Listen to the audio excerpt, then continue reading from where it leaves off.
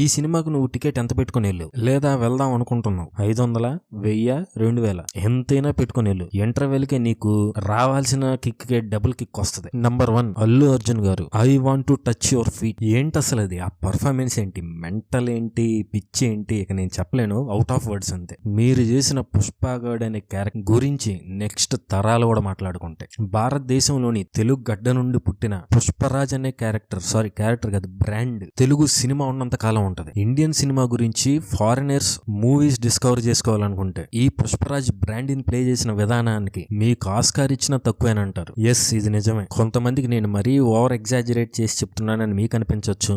Cinema చూడనోళ్ళు cinema చూడండి, cinema చూశాక మాట్లాడండి. అప్పటికి మీకు ఆ పర్ఫార్మెన్స్ నచ్చకపోతే తమ్నైల్లో చెప్పాను మీ గురించి.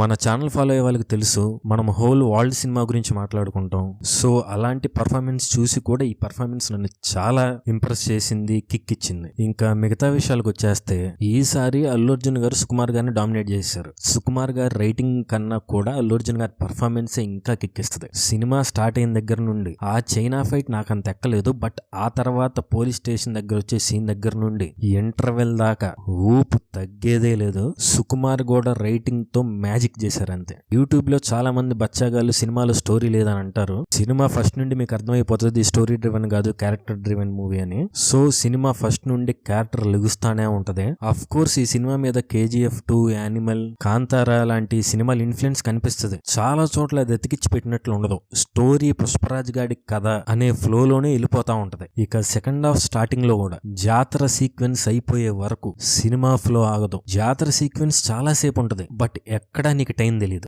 సేమ్ ఎలా అంటే, నేను పాస్ట్ లో ది ఐరిష్ మ్యాన్ అనే సినిమాలో ఒక event duration more than ½ an hour ఉంటది, ఒక పార్టీ ఈవెంట్, బట్ ఎక్కడా మనకి టైం తెలియదు. సేమ్ ఈ జాతర సీక్వెన్స్ వస్తున్నప్పుడు ఎక్కడా టైం తెలియదు. సినిమాటిక్ మూమెంట్స్ వస్తూనే ఉంటాయి ఆ జాతర సీక్వెన్స్ లో. ఓకే ఏంటి బ్రో అన్ని పాజిటివ్స్ ఏనా, నెగిటివ్స్ లేవా ఉంటే అఫ్ కోర్స్ ఉన్నాయి.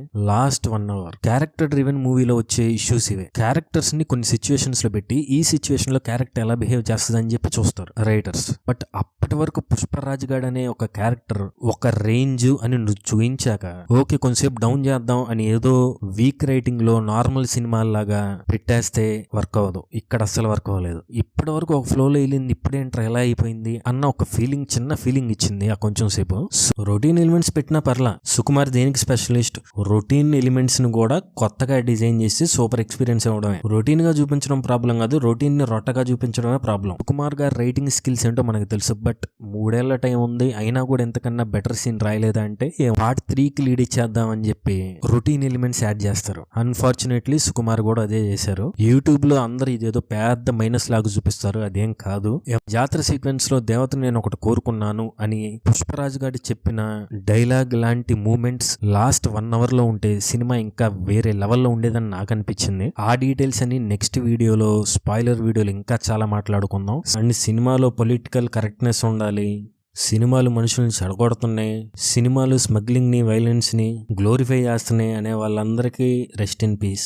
సినిమా ఎరగాడేస్తుంది, మీరేం బేకలేరు. సినిమా అయితే అస్సలు మిస్ అవద్దు. తెలుగుడివి పుష్ప కాకపోతే ఇంకేం సినిమా చూస్తావు, చూస్తే థియేటర్లోనే చూడు. వీడియో నచ్చితే ఛానల్ సబ్స్క్రైబ్ చేసుకోండి. కామెంట్స్ లో మీకు ఎలా అనిపించిందో సినిమా చెప్పండి.